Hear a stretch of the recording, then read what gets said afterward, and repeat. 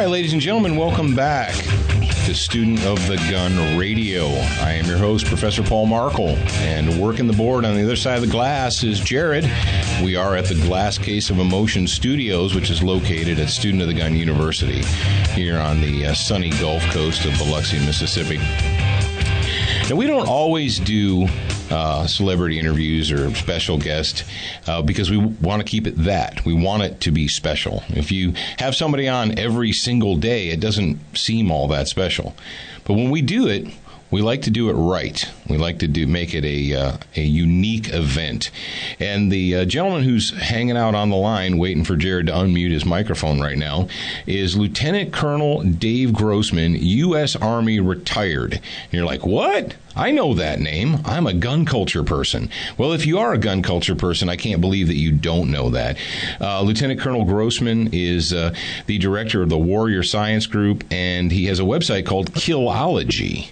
And we're going to welcome him to Student of the Gun Radio. Colonel Grossman, thanks for taking some time to be with us today. Man, it's my pleasure. I really think that what we're doing right here, we are all a nation. We are students of the gun. I've got my Sheepdog children's book out there. The USCCA and I are partnered on it, and we talk about the sheepdogs. It was an extract from my book on combat. The first time it was ever really mentioned was briefly in my book on killing. Then we expanded greatly on combat. I know everybody out there has watched the movie Chris Kyle's movie, American Sniper. If you haven't read it, then shame on you. If you haven't seen the movie, then shame on you. Go watch the movie. It's the seminal, fundamental movie of our time. But guys, the movie begins with the father at the dinner table talking about the sheep, the wolf, and the sheepdog. That wasn't in Chris Kyle's book. They got that straight from me. The whole sentence just lifted out of my stuff with my permission. And we are the sheepdogs. We are the protectors of the flock, but we are a nation of sheepdogs. We've got the book, children's book. One cop told me his 3-year-old made him read it to her every night. But from 5 right up to high school, it's got the original Sheepdog essay in the back, USCCA. But we've got a follow-on book, and the name of the book is Why Does Mommy Carry a Gun? And it's got a lot of great stuff about background. But at the end of the book, it talks about how they talk about their great samurai masters, their great karate masters. We'll give them, and there's a page for each of these, the Minutemen. And there's a whole page, just quick little page and an illustration for kids. Davy Crockett and what he was about, and that little piece of poetry. Annie Oakley and Wyatt Earp, and Sergeant York, and Audie Murphy. And Audie Murphy would say, see his movie to hell and back. See this cowboy movie. This is the real McCoy. This is a real killer, a veteran, a sheepdog who's playing the role in a movie. And then we wrap it up with Chris Kyle, an American gun, and we say, the history of America and 10 guns. Every kid in America should read that book. It's a fundamental primer for every kid in America to raise our sheepdogs straight and true. But I love you guys. I was looking on your website. You blog 3 methods to prevent your son from becoming a pussy. We're the sheepdogs. We're not politically correct. We don't worry about PC nonsense. We put it right on the line. We're the sheepdogs. Imagine the sheepdogs. We got a full-grown male sheepdog that squats to pee. The sheepdog dad says, "Hey, wait a minute, something's wrong here, son. Here's how you do it." And we've got to raise up our sheepdogs. We are the samurai in America. We are the paladins. We have the right to life and death. We say in our Sheepdog Kids book, we say, around the planet, politicians and rich people, everywhere on the planet, anywhere on the planet, politicians and very rich all have armed security. But nobody else gets it. You peons can't be trusted with guns. But in America, we have the same rights that the richest man on the planet has. We have the same right that the president or the leader of any totalitarian nation has. We have armed security. We're the armed security. We're the sheepdogs. We are the paladins that man the ramparts. We are the samurai entrusted with state-of-the-art tools. And I'm just so very proud to be a part of what you guys are doing. Terry, how can we be of service today, and where would you like to go with this? Well, I'm tracking 5x5 with you on that. Wow. And, one of the things that we're constantly up against here is we have a kind of a media that does not want to hear the message. There is a coordinated, and it's something that I've tried to instill in people. Good people really want to live their lives, and they don't want to believe that there are evil people in the world that would deliberately deprive them of their liberties. And those are the sheep. Yeah, they would. And our nation was not made by sheep. We were not designed for sheep. We were a nation of sheepdogs. The Second Amendment carved it into the DNA of our nation from our youngest days. Our heroes are gunfighters. We are the people of the gun, and you are the student of the gun. And so when we get frustrated at the media, when we get frustrated at our nation, and there's a lot of things to be frustrated about, but I tell everybody two things. Number one, take a deep breath and look at some of the good stuff. Shall issue concealed carry, law of the land in 42 states. I live in Illinois. God's got a sense of humor. 7 years ago, he put me in the one state with no concealed carry. Nobody, no way, no however. It was a business move. A friend of mine and I broke our piggy bank, and we bought Daytonics. Now Daytonics has just partnered with STI. Incredible stuff are going to be coming out of there. We have 17 patents that are, STI's patents are pretty well run out. They're partnering with us with their skunk works. We can do it in a day. What a big manufacturer it takes a month to do. We'll turn a gun and a design around in a day in our skunk works down there at the Daytonics. And meanwhile, their STI's using our patents to be manufacturing our guns. We're one of the top contenders for the new Army gun. We're one of the 3 top contenders. I can't tell you who we're partnering with, but if you knew who was partnering with us at this point to put a bid together for the government for the 250,000 government guns, and Lord, we got to do something beside that doggone Beretta. Well, it's coming, and so we're in Illinois. Now, here's the point: in Illinois, when shall issue concealed carry with enough votes to override the governor's veto. Who would have thought? I had to go to the academy to be a reserve cop to carry a gun in Illinois, but now everybody, and it was. Here's the fun part. Here's the good news. It was Milwaukee, Wisconsin. Milwaukee, Wisconsin is Chicago, Illinois' biggest suburb. It's Chicago's 3rd airport. Milwaukee got concealed carry, and they screamed bloody murder. They say, there'll be chaos, there'll be bloodshed. You watch. Crime nosedived. Chicago's crime was up. Milwaukee's crime was down, and everybody said, it's like freedom coming over the Berlin Wall. Everybody said, we want what they have. So have faith that this grassroots movement, freedom is sweeping across our nation, and the concealed carry movement. Americans are arming themselves, circling the wagons, and that's what we're all students of the gun. That's what it's all about. It's funny that you said that, because here in Mississippi, we just passed new laws where they really cleared up the language in the law, letting people know that they can open carry, they can conceal carry, they can carry their guns, and people were freaking out. It's going to be like the Wild West, and it wasn't. That story has been played since Florida in the 80s, and it's a tired old mantra, basically perpetrated by lazy journalists that don't have they don't put in any effort. Well, like Mr. Journalist, where are you basing this upon?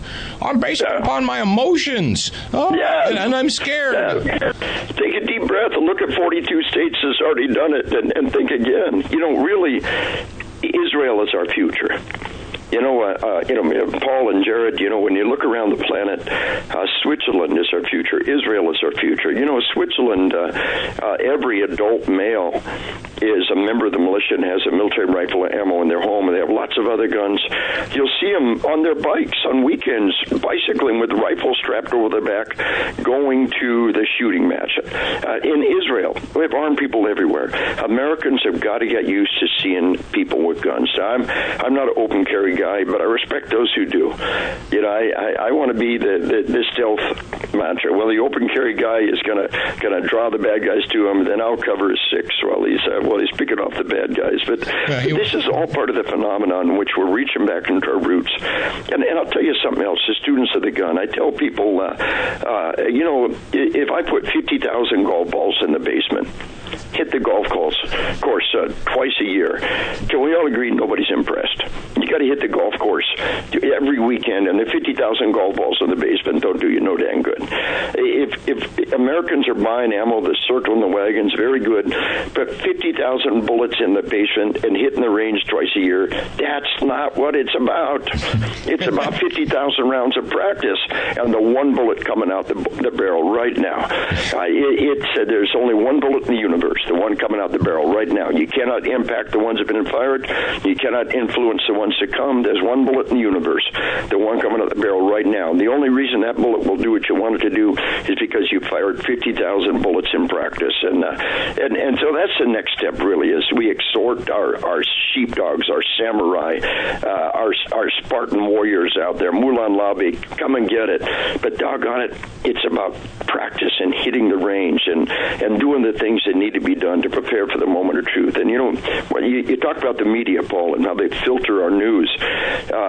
The single greatest body count in the last year of any terrorist attack, the most horrifying attack that has happened in any school since Beslan, the second greatest school massacre, the greatest single body count of a on-the-ground gun massacre was Pakistan on December 16th. They wiped out an entire school in Pakistan, 140 dead kids, and every school in Pakistan was shut. Boom, December 16th, the terrorists wiped out a school in Pakistan. Boom, December 17th, every school in Pakistan, every kid in Pakistan modeled their behavior. And I've got audiences of cops, have 100 cops. They say, how many of you heard about that attack on December 16th? 2 people raise their hands. Less than 5%, even though it happened. Freaking Ferguson was on the night after night, the single greatest body count, the most important terrorist attack, the second greatest body count in a school. Nobody heard about it because the media doesn't want us thinking about that. No, they're not. The things they censor out of our news is heart-rending. And there's a great example of something we should be looking at carefully. I tell you guys, with all my heart and soul, I fear any day now they're going to hit the schools. They're going to hit the daycare centers. They're going to destroy our way of life, and people are going to start waking up. I can't believe it hasn't happened yet. I'm really. Yeah. I wrote an article. Was it like 10 years ago, Jared? It's been a while. It was when we had this like a 1, 2, 3 of psychos going into elementary schools, and they weren't Muslims. They were just like nut bars. The one guy that went in and took hostages, but anyway, the Amish school shooting. You probably remember that. Yes. Well, and I said, and brothers, do something. Work hard on this for me. Help me with this. Don't call them shootings.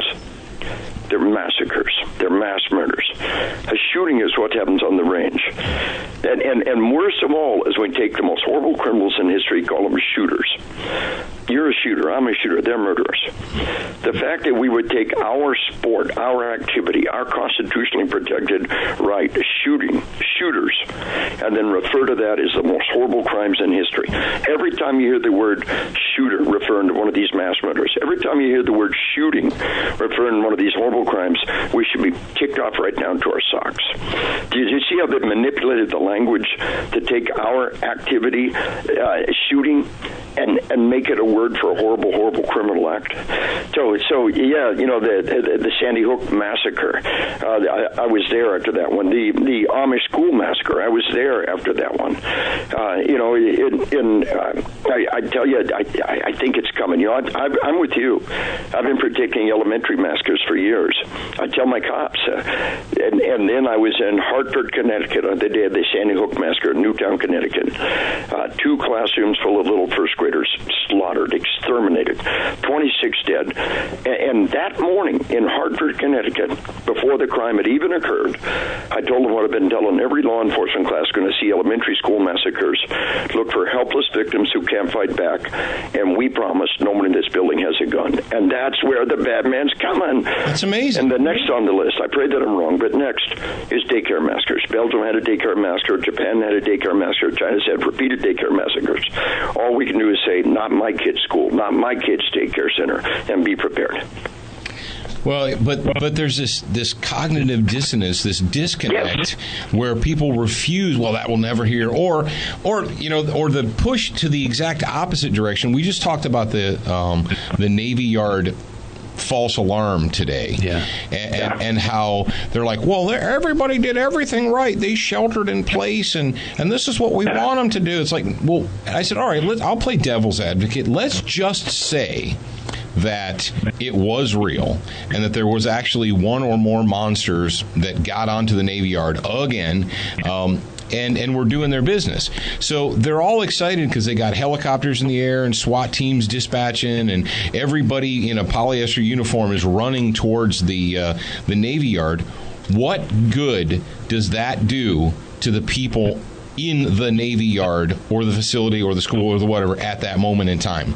If somebody's already in there, it does them no good. You know, one of the things that's happening here, and all of us should be contacting our congressmen and our senators. There should be a grassroots uprising of revulsion that after 13 years of war, after the Fort Hood massacre, after the Navy Yard massacre, our troops are unarmed on the military bases. Oh, they have to be. The Supreme Court has said concealed carry is a constitutional right. Every state in America has some form of concealed carry. 42 states are shall issue. You walk on the military base, we have unarmed victim zones.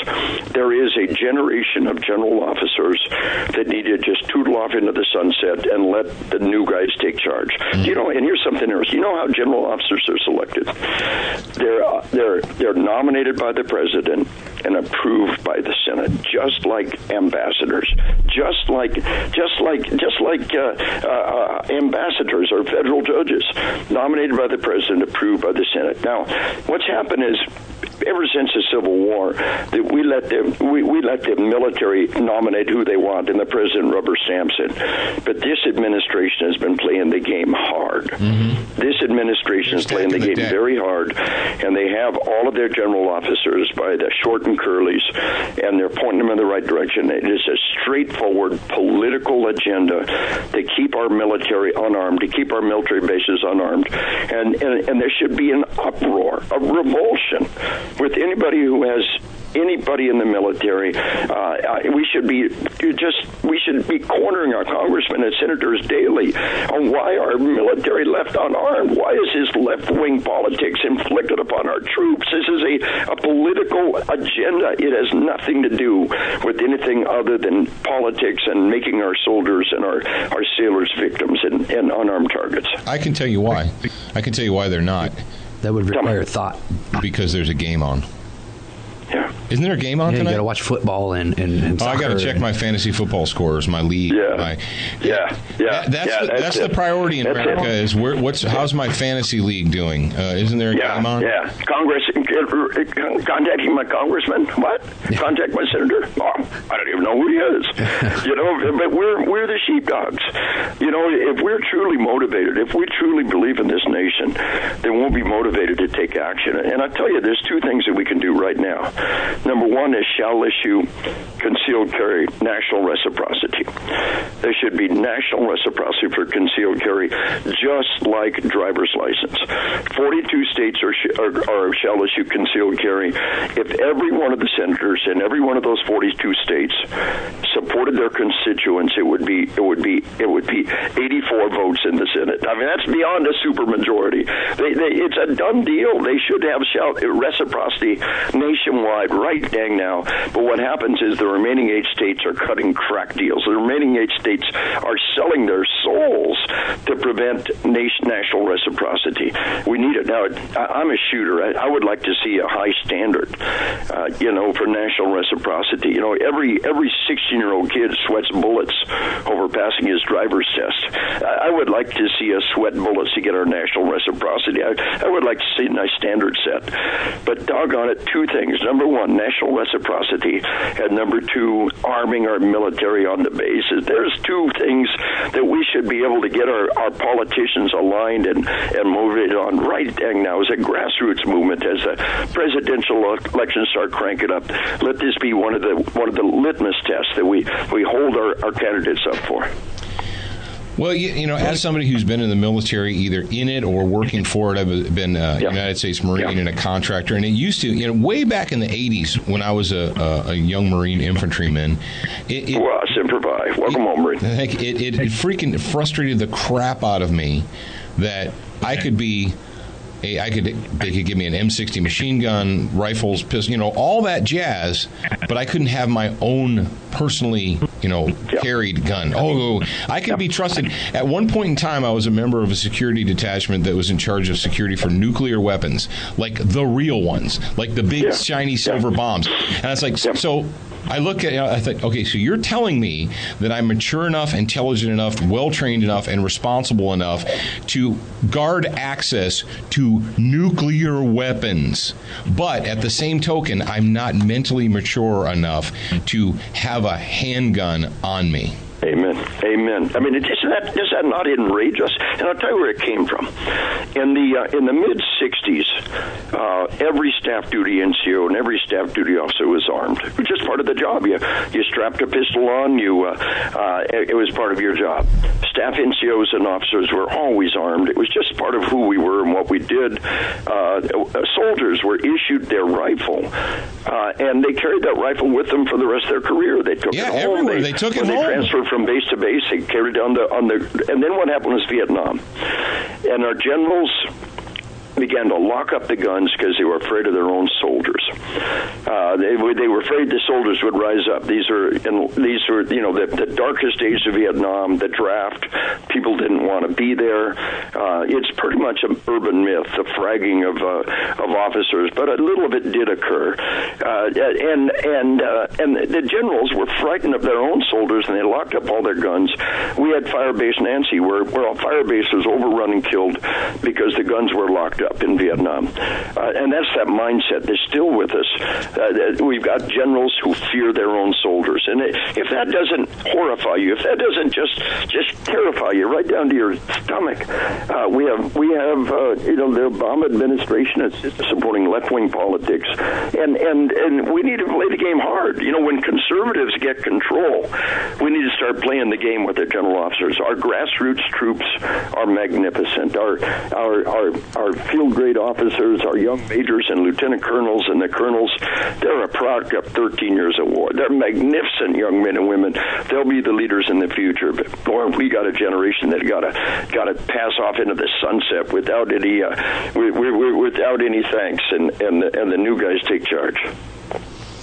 Now, Colonel Grossman, tell me a little bit about the Sheepdog Knife and Gun and your involvement with Detonics. I think a lot of people they know your books, they know your training, they know your speeches, but they may not know the physical part of it, the products part. So give us a little bit of a lowdown on that. Thanks for asking about that.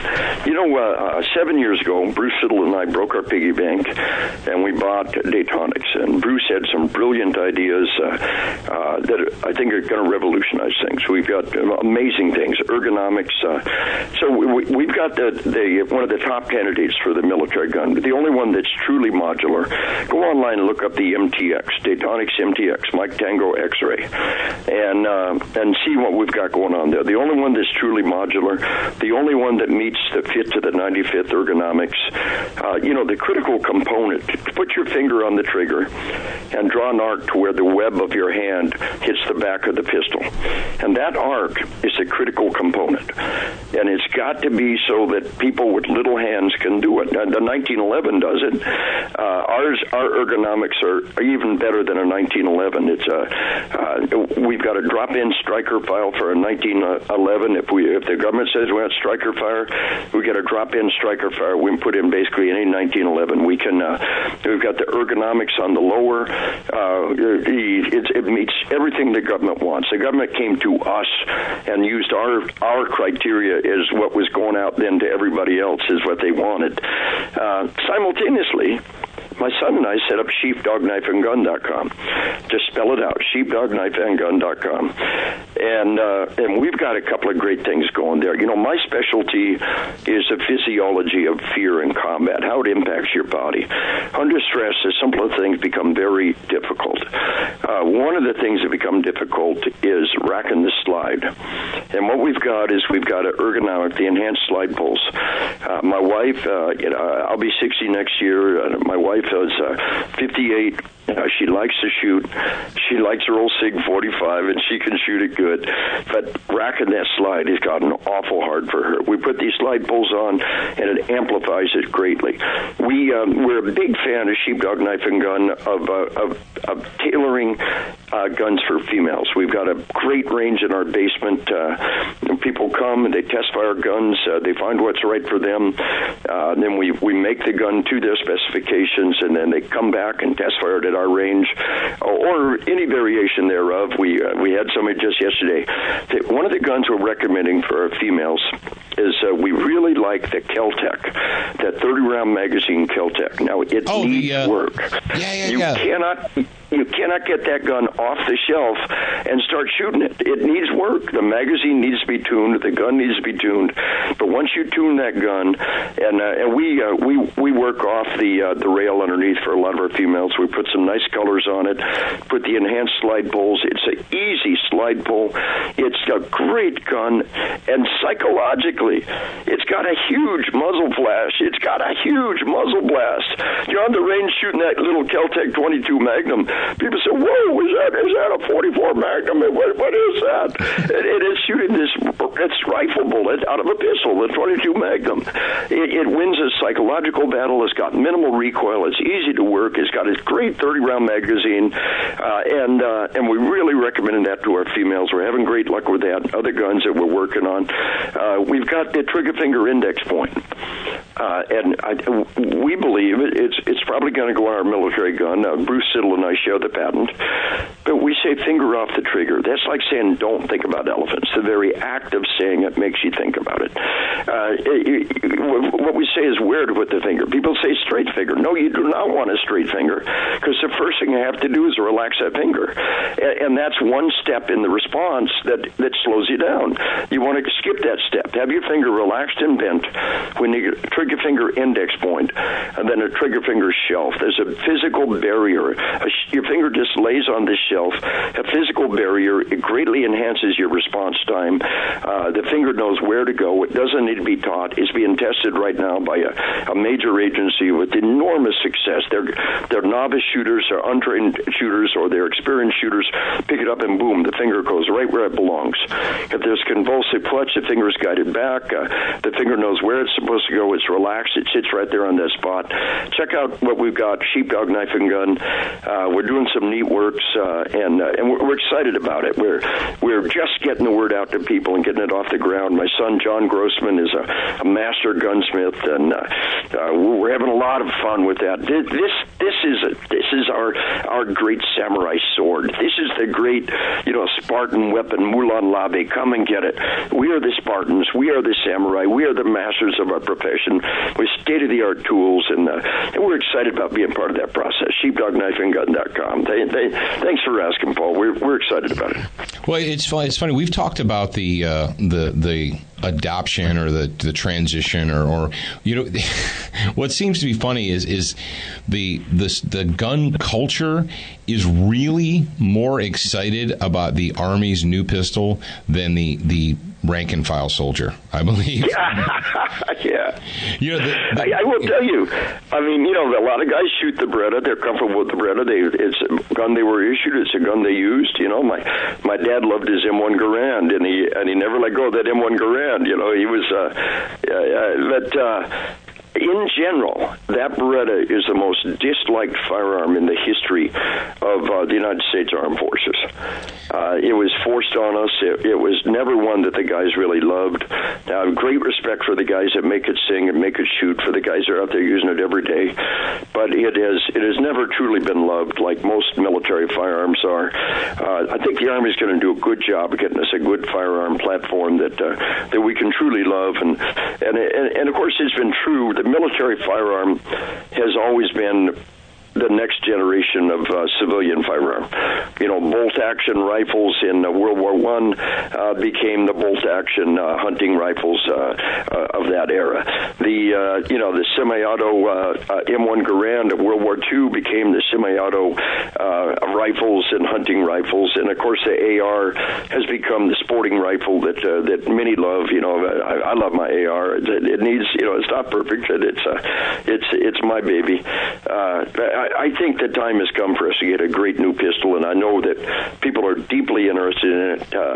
Take a look at the MTX, and we've got STI now. We'll be manufacturing the MTX. We're very excited about what's coming out there and making an evolutionary contribution forward on the life-saving tools we carry around with us. We'd really like to thank Colonel Grossman for taking the time to be with us, and we also want to remind you, Jared, do we not want to remind them? Of course we do. That that's only part one of the Grossman interview. We're going to do part two of the Grossman interview this coming Friday for the grad program. So you got a little bit of a taste of it there, and the rest of it's going to be at the grad program or on the grad program on Friday. Yeah, we've got a whole nother, it's at least equal length, maybe a little bit longer than what you just heard. Mm-hmm. And he talks a little bit more about, he goes a little bit more in everything. Depth about, everything, but he goes more in depth about some of the, what does he call them? What? Issues facing the nation? I don't know. No. We talked about so many things. Yeah. I mean, it's basically what happens to you when your adrenaline dumps. Oh, okay. Yeah. The psychological and physiological effects of fighting for your life.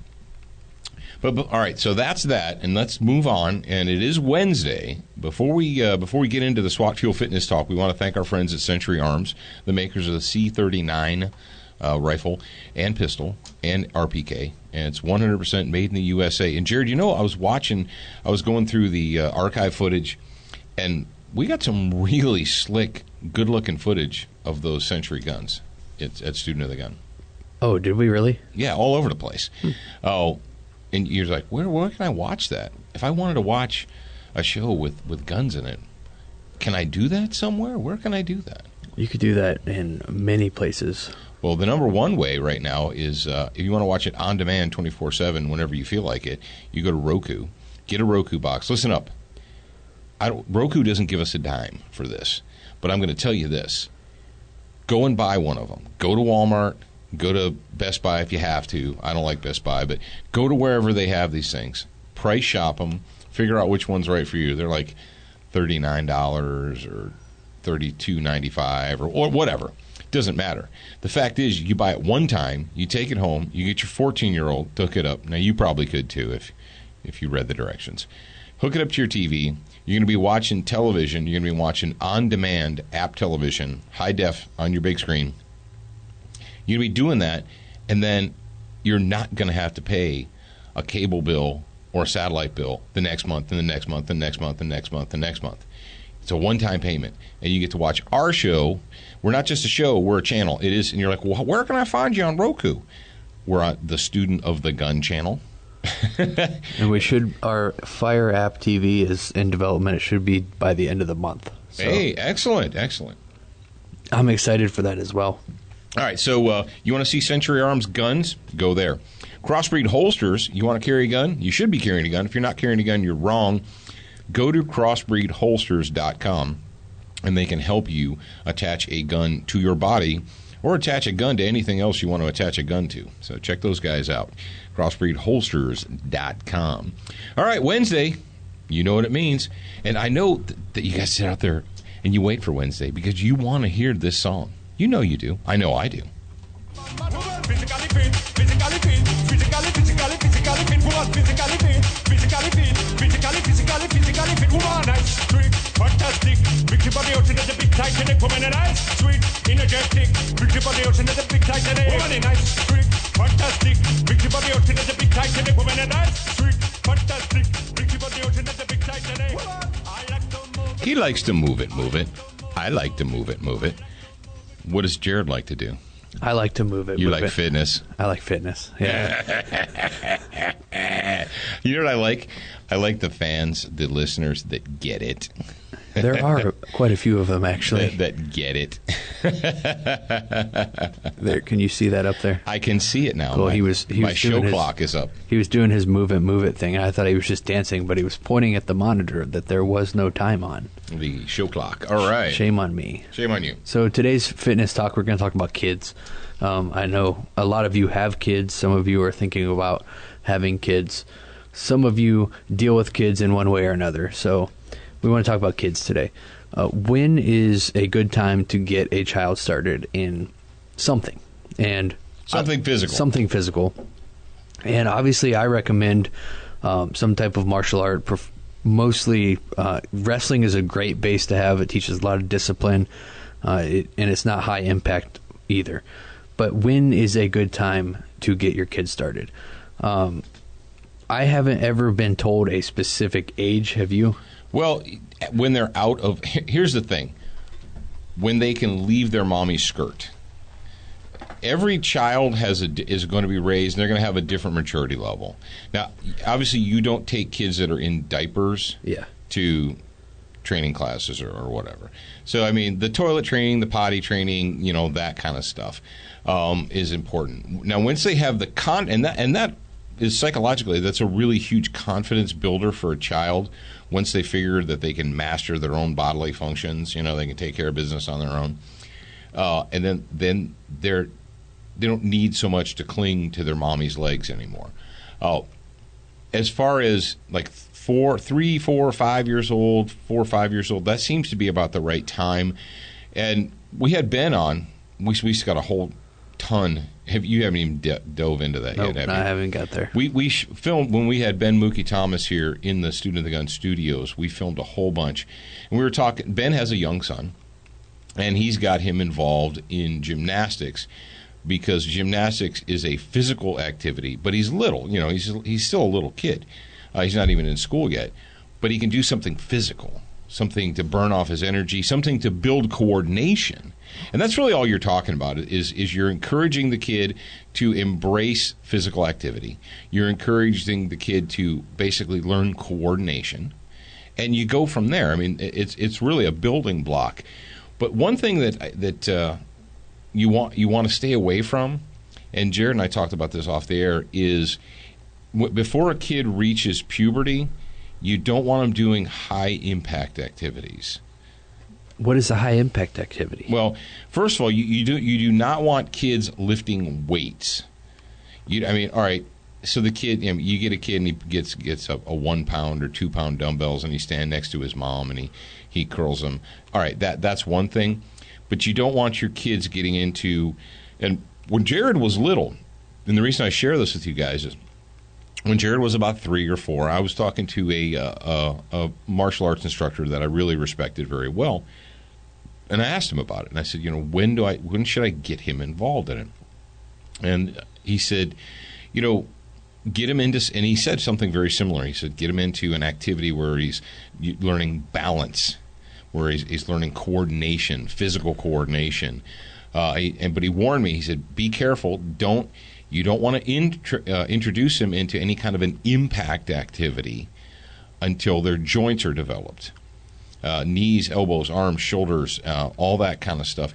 You don't want them damaging that when they're growing by doing hard impact. Now, hard impact would be heavy weightlifting. You don't want them doing heavy weightlifting. They're going to injure themselves. They could do permanent injury to themselves. And as far as a martial art where there's like hard striking, I wouldn't want a kid who is not physically mature, who's not at least gotten through puberty yet, doing hard impact kicks, hard impact punches, things of that nature that are going to put a lot of stress on their joints, shoulders, ligaments, and what have you. Now, I could be full of crap, but I'm telling you, I don't just make this crap up myself.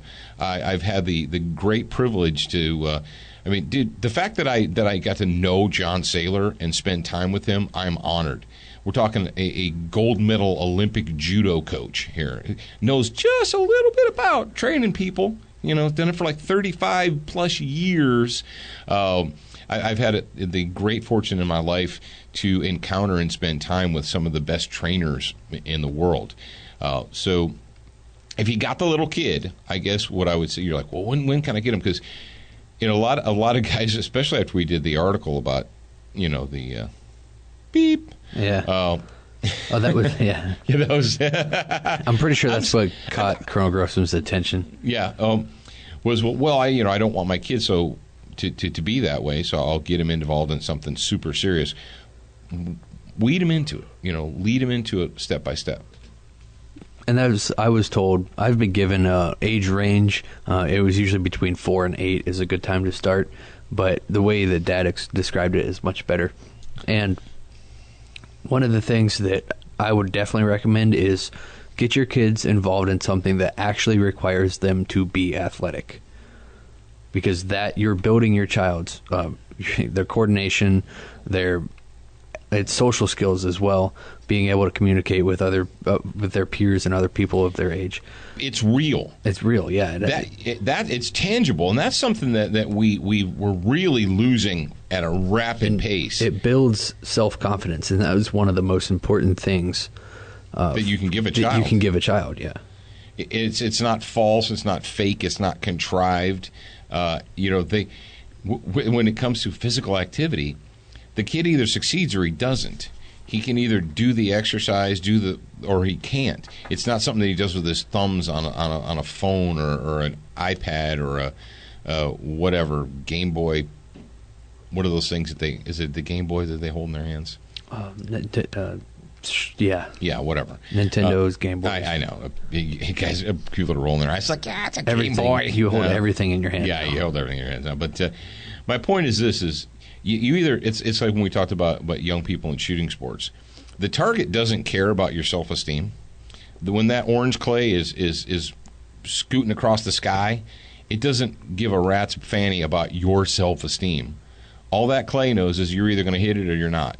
And if you miss it, you can't blame the clay, or you can't blame your self-esteem issues.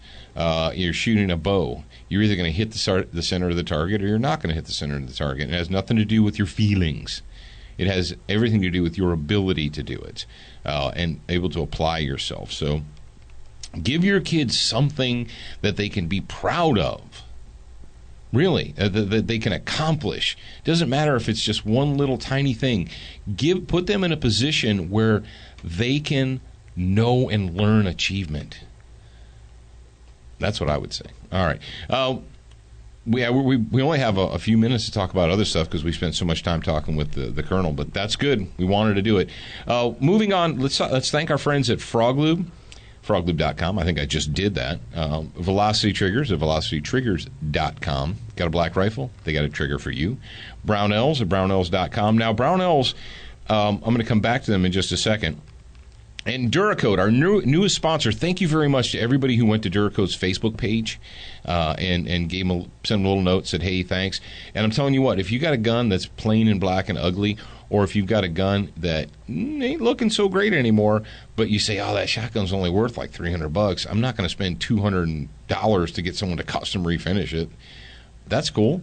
Go to Duracoat, go to Lauer Custom Weaponry, go to Brownells, go to anywhere. Get the can technology. For the investment of $30, $40 versus $200, you can put a brand new finish on your gun. It's that easy. Now, this next story, the reason I said I was going to get back to Brownells is I can't believe, Jared, when I saw this, I couldn't believe that they let it get out. I thought, this is not something that they want the peasants reading. Now, oh yeah, because I'm going to tell you a little secret. This is how the big media, if they have a story that they can't ignore, but they don't want you to read, this is when it gets published. Weekends, Saturdays, Friday nights, Saturdays, or holidays. Any of those, they can legitimately say, hey, we shared the news. It's not our responsibility that no one read it. This story was published on July 4th. How many people were sitting at home reading the news on July 4th? Almost no one. And that's what they know. So they can legitimately say, we published a story. Just because you missed it, it's not our fault. So, but this is sugar, flour, rice. Panicked Greeks stock up on essentials. You're what? This comes to us from yahoonews.com, but it was shared by... it's here from Athens, AFP. Greeks were hoarding cash and food on Saturday amid mounting fears of economic collapse, or the economy could collapse. cracking open their wallets only to stock up on essentials and stripping supermarket shelves bare in the process. Mothers, elderly men, university students were spotted pushing heavy overloaded trolleys, I guess that's shopping carts, or coming out of shops weighed down with bags of food with essentials like sugar, flour, pasta, top of the list. Folks, let me tell you what. I can't believe, like I said, when I saw this, I was really surprised that they published this story in the United States. Oh, and they've got all these pictures in here, the people standing in the empty shelves. It looks like Biloxi 12 hours before a hurricane's supposed to hit. That's what it looks like. But, ladies and gentlemen, I'm telling you, it dumbfounds me that this far after Katrina, Katrina's going to be 10 years in August. Since it happened. We had 9/11. What were we told after September 11th, 2001? Make sure you have 72 hours worth of whatever, right? Well, you do that now, and they're like, you're a hoarder. And we see these stories about people, quote unquote, hoarding, and whether or not that's good. And you get these talking heads on TV talking about whether or not it's good for the economy to, quote, and when I heard this one time, it sent chills up the back of my spine. It said, allow people to hoard food. What? Right now in the United States of America, they estimate that every grocery store in every town has about 72 hours worth of food for the population that's there, because people don't store food at home. The average person, the people you work with, the people you see in the parking lot, the people that you brush against when you're going in and out of Wendy's or McDonald's or wherever the heck it is, those people, most of them have less than 2 days worth of food in their houses. And I'm going to tell you this. If you wait until things go south, you're going to be hating life. And I care about you. I care about your family. We've been talking about this for a while, but I thought this was a great example. How did Greece get to this position? Well, they mortgaged their future. They ran a deficit economy. They played the funny money game, and it came back to bite them in the butt. Do you know any other, Jared, are there any other countries in the world that have been playing that game, that have been running a deficit economy, spending more than they bring in, writing checks on empty bank accounts? Does that sound familiar to you? Yeah, it actually kind of does sound a little bit familiar. Maybe the United States? So think about Greece. Think about the United States is like Greece times 100. Think of the economy of Greece and how they mortgaged their future, and they played the funny money game. And now think about the United States, 20 times, 30 times larger than Greece. And let me tell you what, folks, if you live in a city that has an HOV lane and there's even a hint of an economic collapse, you're looking at like organized Armageddon, or it's going to be bad. What can you do? Well, number one, start today. I'm not telling you to mortgage your house and go out and buy a Connex box full of food. But here's what I'm going to tell you. Every time you go to the store, walk over to the canned food aisle and buy 2 or 3 or 4 more cans than you normally would. I'm also telling you can go to places like Brownells. Brownells has that emergency and survival gear, and you can get stuff. You can get dehydrated food. We've had really good success with Wise Foods. We've tried a bunch of it, and it's good stuff. Now, you have to boil water and rehydrate it. It's not like an MRE that you just tear open and start eating it. But it's not as expensive as MREs either. MREs are pretty pricey because, well, they are. They stay good forever, or at least a long time, and you can just open them and eat them, or you can cook them too. What I want you to do is to think about that. It's hurricane season in the South. Well, it's hurricane season in America. So basically anywhere from Texas all the way up to Maine, you're vulnerable to potential hurricanes. Look at your shelves. Ask yourself, if everybody started freaking out tomorrow, would I have to join in with them, or would I be good? Can I just stay away from the panicked people and not have to worry about it? The story, it's right there for you to read. And like I said, I couldn't believe that they actually let that story get out, but they did it on July 4th, so very few people probably saw it. And I'm betting a lot of you probably didn't see it either, and you're like, shh, thanks, Paul. Well, you're welcome. I like you. All right, that's it for Wednesday.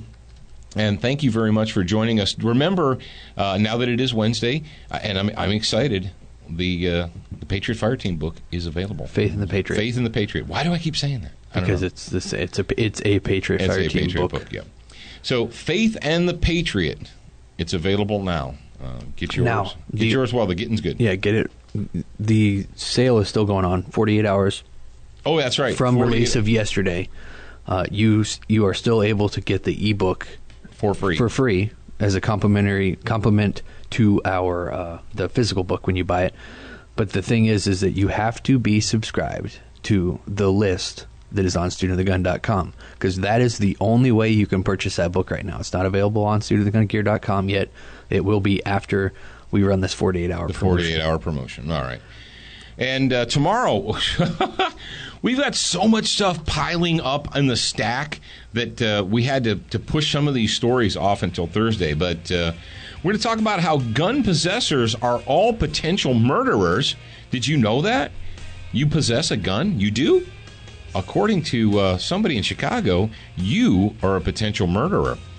You remember our friend from Baltimore who wants to just give protesters the space to destroy? Well, she's got something else to say, and we're going to tune in. And we have a Go Team moment for you tomorrow, too. You're not going to want to miss it. Remember, you're a beginner once, but you should indeed be a student for life.